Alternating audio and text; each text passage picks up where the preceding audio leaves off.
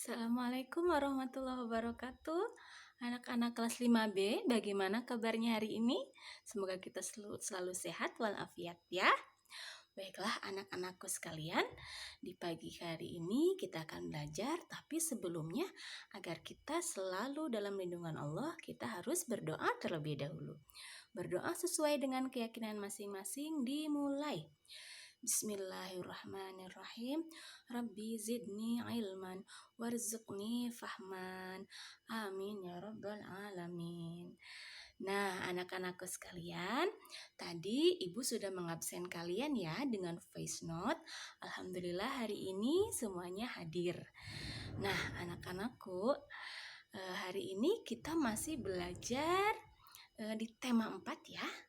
Tapi kok itu masih ada yang males-malesan kelihatannya, ada yang lemes.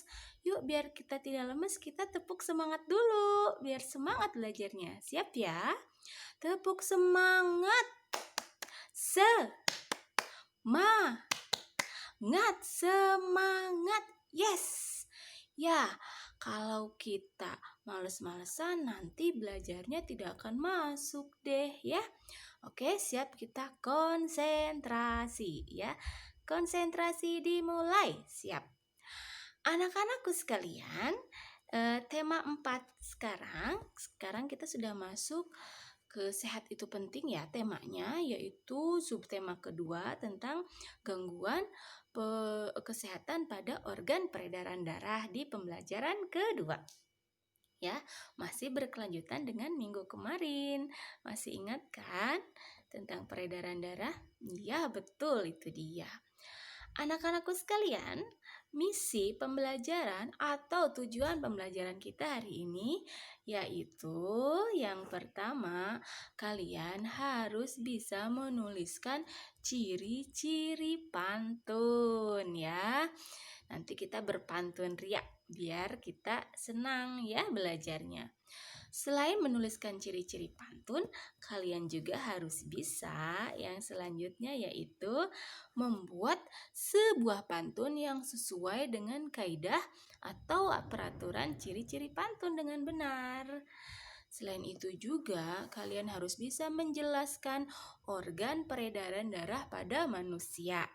Ya, lalu apalagi Bu?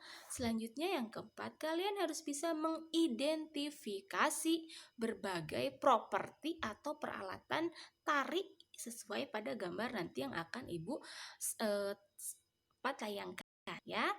Baik anak-anak, selanjutnya kalian juga harus bisa menyebutkan berbagai tari daerah yang menggunakan properti tari.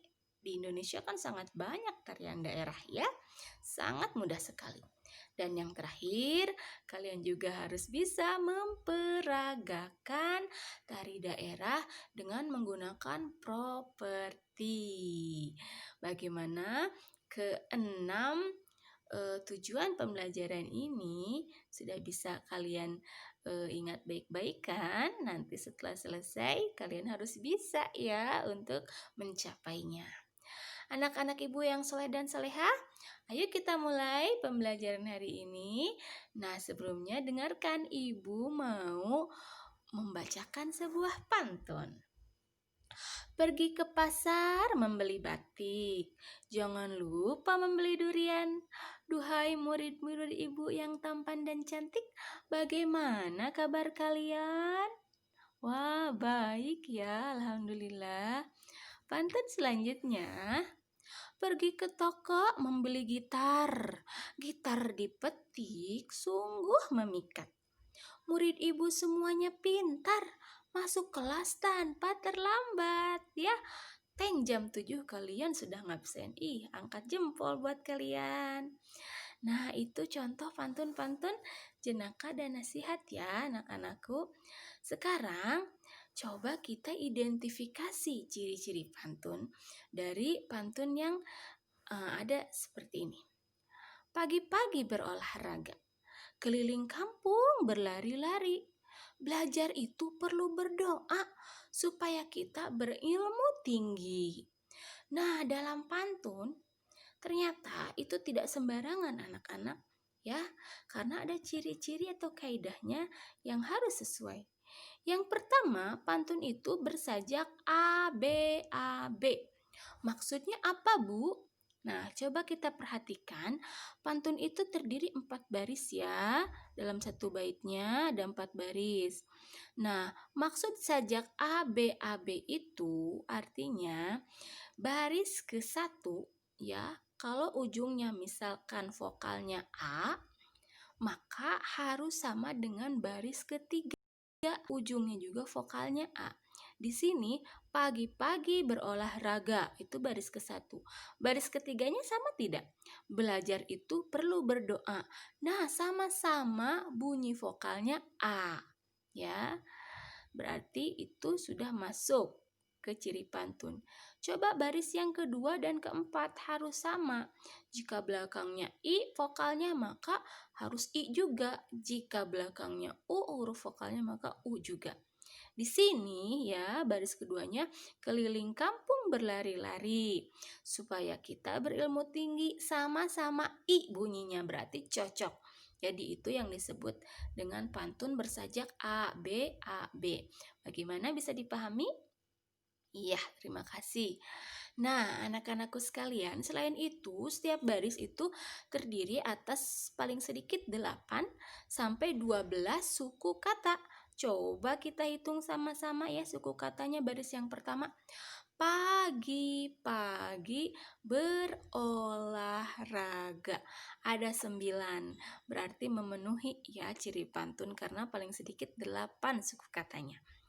Nah, yang selanjutnya, 2 baris pertama atau baris ke-1 dan kedua disebut sampiran.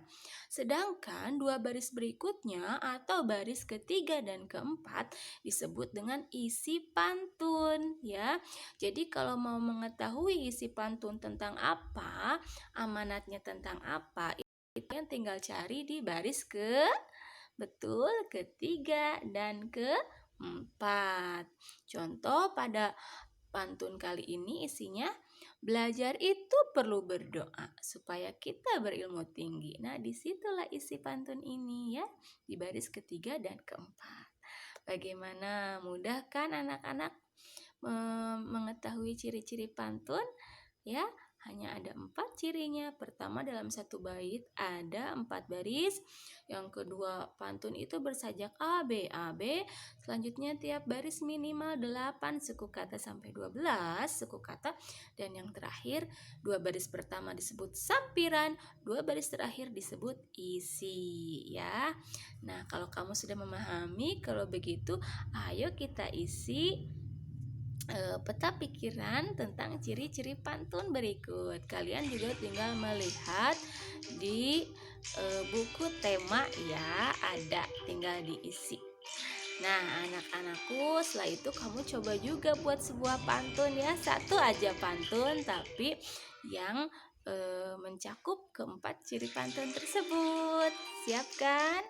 Bagus, anak-anak ibu memang hebat. Ada yang mau ditanyakan? Silahkan kalau mau bertanya WA ibu secara japri ya. Nah, setelah itu sekarang kita akan belajar juga tentang organ sistem peredaran darah manusia. Yuk kita dengarkan. Organ peredaran darah manusia. Pilih satu persatu ya teman. Jantung.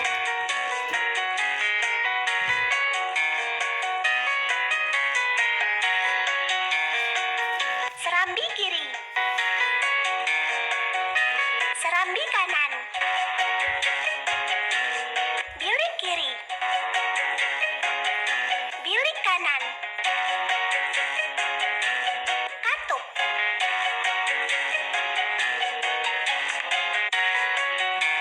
Darah.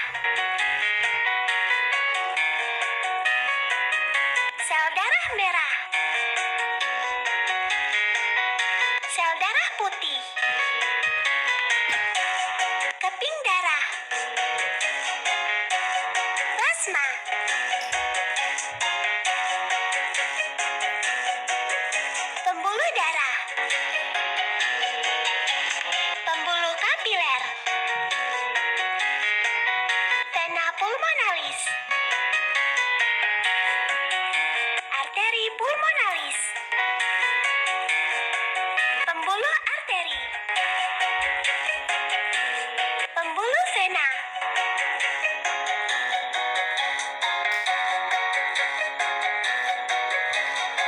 sistem peredaran darah manusia.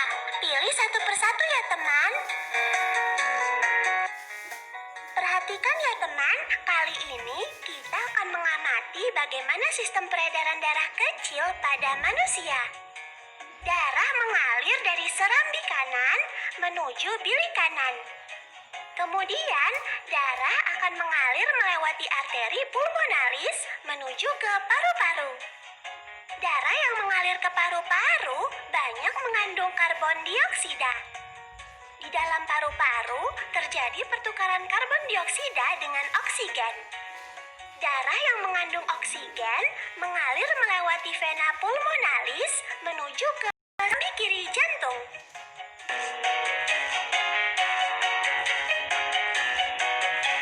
Perhatikan ya teman, kali ini kita akan mengamati bagaimana sistem peredaran darah besar pada manusia. Darah yang mengandung oksigen mengalir dari serambi kiri menuju bilik kiri. Kemudian, darah akan mengalir melewati arteri besar ke seluruh tubuh kecuali paru-paru. Di pembuluh kapiler tubuh terjadi pertukaran antara darah yang mengandung oksigen dengan darah dari sel-sel tubuh yang mengandung karbon dioksida. Darah yang mengandung karbon dioksida tersebut kemudian kembali lagi ke serambi kanan jantung melalui vena.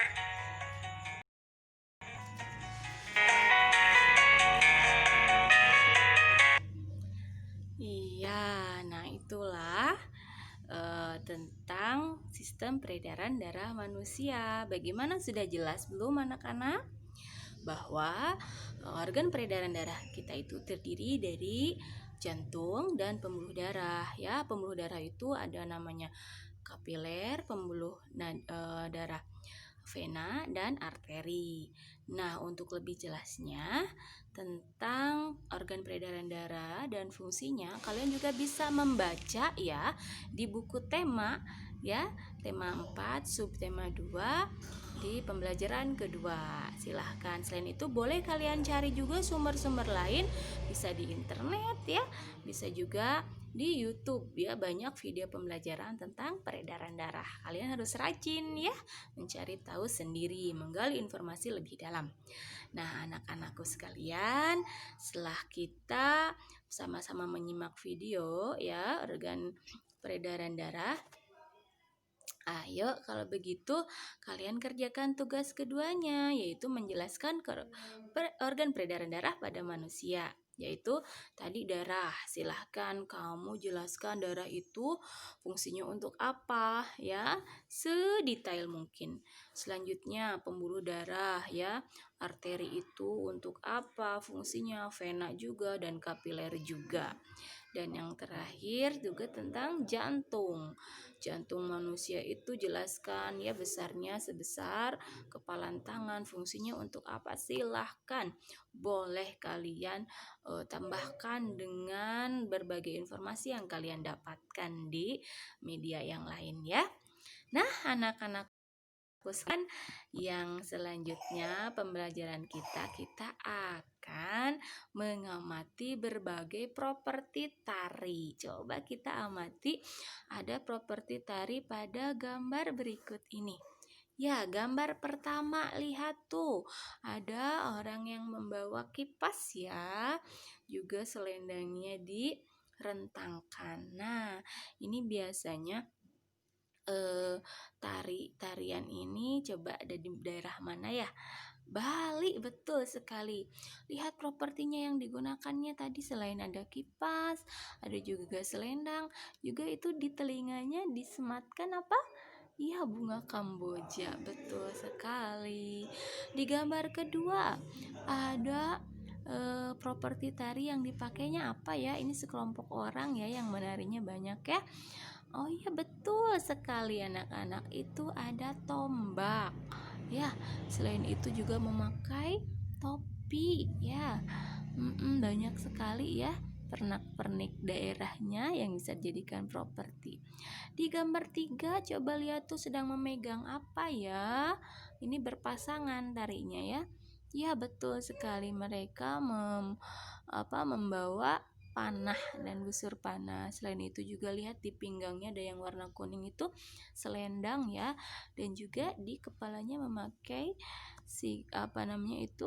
ikat kepala ya. Jadi berbagai daerah itu memiliki tarian daerah yang kostumnya itu memakai properti sesuai dengan keanekaragaman lokal di daerahnya.